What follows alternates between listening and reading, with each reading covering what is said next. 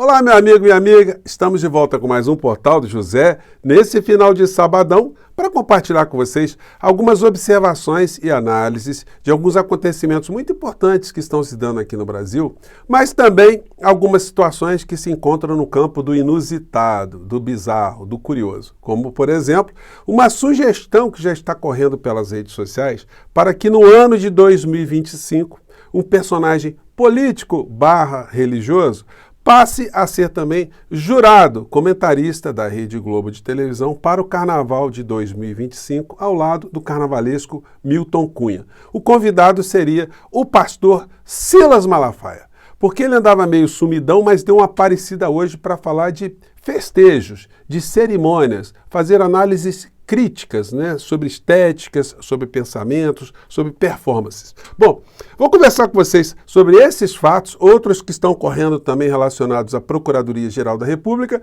e uma previsão do inelegível para as eleições da Venezuela que acontecerão amanhã, Bom, antes de mais nada, quero convidar você que está chegando agora ao nosso portal e ainda não nos conhecia, para que, em primeiro lugar, você se inscreva aqui conosco, que conheça também os nossos outros vídeos. Se você gostar, compartilhe, recomende e nunca se esqueça, dê o seu joinha, mande seu comentário e, se puder, se inscreva aqui também no nosso clube de membros. Você que é muito bem-vindo e muito bem-vinda. Gente, começando aqui com o personagem, o maior expoente da extrema-direita religiosa bolsonarista aqui no Brasil, Silas Malafaia. Ele estava muito sumido porque ele não consegue explicar aquilo que a Orcrim também não consegue explicar, Como foram subtraídas joias aqui no Brasil, foram transportadas ilegalmente no avião presidencial e foram vendidas no exterior, algumas não foram resgatadas, Então, ele não está entrando nessa discussão. Mas aí ele passou a ser um comentarista, um jurado da abertura, da cerimônia de abertura das Olimpíadas da França, E hoje ele publicou, mais cedo, o deboche e a fé cristã nas Olimpíadas de Paris. Olha só, hein? Puxa vida. E aí veio com a virulência tradicional, dizendo coisas como essa aqui. Povo abençoado do Brasil, o deboche nas Olimpíadas de Paris, a fé cristã, usando drag queens para representar um ato tremendamente espiritual, que é a Santa Ceia celebrada por Jesus. Não estou nem falando... Olha só, gente, é uma cabeça meio perturbada, a do pastor, porque, olha só, gente, vocês acham que os organizadores de uma Olimpíada, eles se organizaram ali, se reuniram e disseram o seguinte: vamos fazer uma abertura das Olimpíadas para atacar a fé cristã, vamos atacar todos os cristãos espalhados pelo mundo inteiro, vamos atacar as igrejas evangélicas, as igrejas católicas espalhadas, vamos agredir a fé das pessoas de um modo geral? Vocês acham que foi isso? Ou foi exatamente o contrário, para mostrar exatamente que o amor é um sentimento que deve unir os povos, a fraternidade, a igualdade, como está ali entre os principais fundamentos da República Francesa, o aceite do outro, da diversidade. É isso que estava por trás, mas na cabeça de gente muito fechada, muito medonhenta, só poderia ter alguma coisa muito inescrupulosa por trás. Mas aí, enfim, o que a gente pode esperar desse tipo de cabeça, Agora, o senhor poderia vir a público não para ficar fazendo esse tipo de comentário sobre um desfile, sobre a abertura de uma Olimpíada. O senhor poderia ajudar a explicar como é que essas joias que o Bolsonaro subtraiu, como é que elas foram para fora, algumas foram recompradas e outras desapareceram, Como se defende um ladrão? Como se defende o chefe de um Orcrim? Seria um fato curioso para um pastor se prestar, uma missão impossível, Então fica aí o convite, Seria um negócio interessante, O Milton Cunha carnavalesco e o Malafaia ali, Avaliando, olha, isso aqui é uma ala que representa o demônio, que está por trás é o Satanás, é o coisa ruim, é o cramunhão, E o outro dizia, não, são anjos, e fazendo... Vocês conseguem imaginar o que seria uma análise de uma festa, Assim, enfim... mas fica aí, o pessoal está circulando pelas redes, A ex-primeira-dama, como não tem assunto, ela virou uma fiscal estética e comportamental da primeira-dama atual, a Janja. Então, se a Janja compra uma bolsa, se usa um sapato, se viaja, se usa uma maquiagem, se um óculos... Gente, é um negócio incrível, E ela, na cerimônia, ela tem feito, do PL Mulher, ela tem feito muito essa carga, dizendo assim, olha, umas usam o poder, né, para trabalhar, outras usam para gastar, para comprar móveis sem licitação. Eu queria saber se a senhora primeira-dama Tola está comprando, de fato, móveis sem licitação, se ela tem o poder de determinar a compra de alguma coisa, né? Uma vez que ela não tem uma servidora pública oficial, né? Ela é a mulher do presidente da República e o cerimonial, enfim, as limitações das coisas que ela faz estão ali previstas na legislação de um modo geral, né? E é o que está restando para essa gente da extrema-direita, né? Mas é uma moral que é uma moral hipócrita, né? Porque a extrema-direita tem isso, eles fazem o discurso para fora, mas para dentro eles se locupletam como eles podem. A ex-primeira-dama, ela não consegue explicar, nunca veio a público, para explicar de uma forma muito transparente como foi que ela recebeu 89 mil reais à época, hoje seria mais de 200 mil reais, né?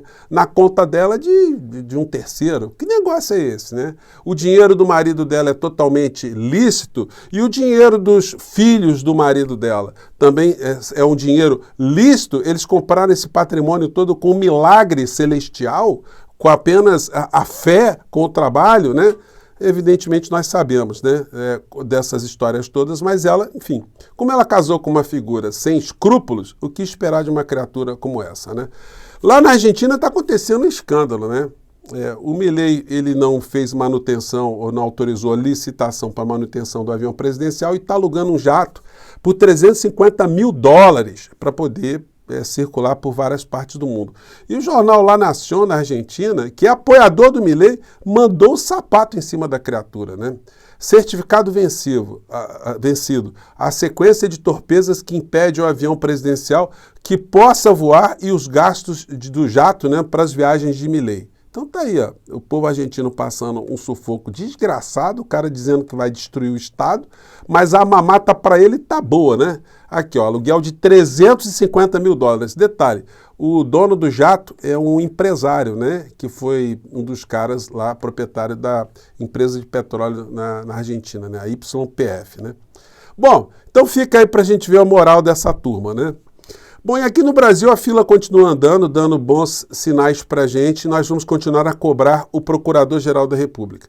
PGR denuncia Nicolas Ferreira após deputado chamar Lula de ladrão. Bom, essa gente sai falando por todos os lados, não mede as consequências, e agora quando começam a surgir processos, e como o deputado federal ele tem foro privilegiado junto ao Supremo Tribunal Federal, quem tem que denunciar é a Procuradoria-Geral da República, que aceitou a denúncia e o senhor Nicolas Ferreira vai ter das duas uma, ou pedir desculpas por aquilo que anda dizendo por todos os lados, ou então ser condenado. Né?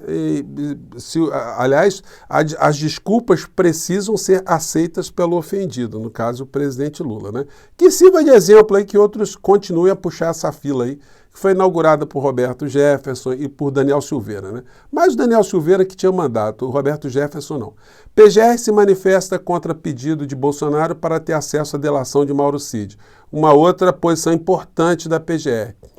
Outras situações estão surgindo aí para engrossar o caldo desses inquéritos todos, né? Como essa situação do Ramagem, que guardava arquivos pró-golpe, e sobre procuradores críticos a Bolsonaro, aponta PF. Olha só, tem um monte de colega do Paulo Gonet que estão nessa lista aí, nessa espionagem, nessa arapongagem aí do Ramagem, né? Vamos ver como é que vai terminar essa história aí, né? Estamos cobrando e aguardando. Chefe da Polícia Federal diz que PGR tem elementos suficientes para denunciar Bolsonaro.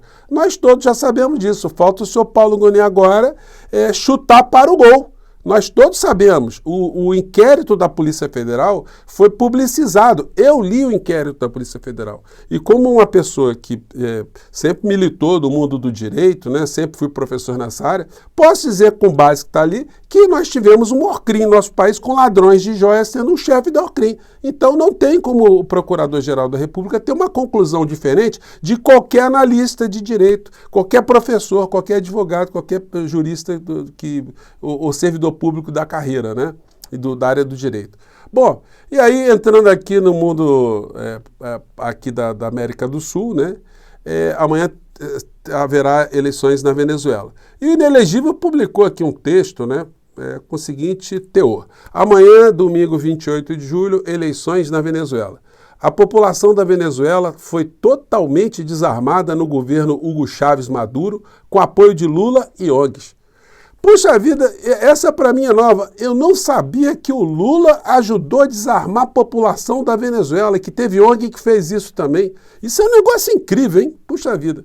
Mas abaixo ele escreve e se contradiz, né? O jornalista Leonardo Coutinho, que escreveu a biografia de Chávez, revela que a Venezuela recebeu e armou sua milícia, coletivos, com milhares de fuzis. Então, ele desarmou ou ele armou, né? Então, fica uma coisa complicada. E aí vai tecendo aqui uma série de teorias que mostram, segundo o Bolsonaro, que a eleição para Maduro está muito favorável. E aí, gente, quando a gente discute algum tema, né, como Venezuela e outros temas também que chegam aqui no nosso país, e um tema que adultos como você que está aqui no nosso portal hoje, né, já tem uma interpretação, evidentemente nós aqui seríamos muito arrogantes se nós quiséssemos mudar a opinião de uma pessoa madura, experiente, que tem a sua própria sensibilidade, a sua própria percepção, a sua própria análise histórica, análise política, enfim, e tentar mudar alguma coisa. Então nós recebemos uma massa de informações. Mas é importante a gente trazer mais alguns fatos para a gente simplesmente não aderir a esse tipo de argumento idêntico da extrema-direita aqui no Brasil em relação a qualquer assunto, inclusive Venezuela. Se a gente estiver falando a mesma coisa que Jair Bolsonaro, meu amigo, tem alguma coisa que mudou. Ou foi o Bolsonaro ou fomos nós, né? Então aí fica uma questão para você pensar. Bom, a principal líder de oposição na Venezuela, ela é passada para o mundo inteiro como uma democrata, como uma mulher, né? Uma batalhadora, né? Mas quem é essa figura? O Estado de São Paulo, o jornal, fez aqui uma pequena resenha. Maria Corina Machado, quem é a mulher que uniu a oposição mesmo proibida de ser candidata. Aliás, o Juan Guaidó não deu certo, ele se escafedeu, desapareceu, teve denúncia de corrupção, está morando em Miami hoje, né? Que beleza, né? Então aqui o Estado de São Paulo mostra que ela é filha de um magnata do aço na Venezuela, né? Alguém que ajudou a conspirar desde os tempos do Hugo Chávez. E ela fundou um movimento chamado Súmate, que você entrando aqui no Wikipedia, você vai encontrar a seguinte informação. Em espanhol, some-se ou junte-se a nós. É uma controvertida ONG venezuelana que se autodescreve como sendo uma associação civil. Seu diretor, legislador da oposição, Maria Corina Machado, disse que a única maneira de acabar com o governo Chávez é um golpe, um G maiúsculo. É patrocinada e financiada pelo governo dos Estados Unidos e tem como seu único objetivo desestabilizar o governo venezuelano e provocar a queda de Hugo Chávez. Bom, essa instituição aí fez vários boicotes, inclusive agora as eleições da Venezuela 3 anos atrás, convocando o povo para não ir para as eleições, e fez também uma tentativa de um plebiscito para destituir Hugo Chávez. Logo depois do golpe que tirou Hugo Chávez do poder na Venezuela, a Maria Corina Machado foi visitar, como chefe dessa ONG, o presidente americano da época, né, George Bush, que a recebeu de braços abertos, enfim, e reconheceu instantaneamente o golpe que foi dado contra Hugo Chávez. Bom, eu trouxe apenas essas informações aqui, gente, para a gente perceber que a discussão hoje em relação à Venezuela não é de democracia. Bolsonaro defendendo democracia na Venezuela, tem alguma coisa meio fora de ordem nisso aí, né? Existem outros interesses que estão sobre aquele país. Independente de quem vença as eleições amanhã, é importante que o Brasil mantenha relações com a Venezuela, amplie relações com a Venezuela, porque para o continente, para todos nós, isso será muito positivo, né? Vamos aguardar, né? Vamos ver aqui qual será o final dessa história. Eu fico por aqui mais uma vez, um grande abraço e até o nosso próximo encontro. Tchau!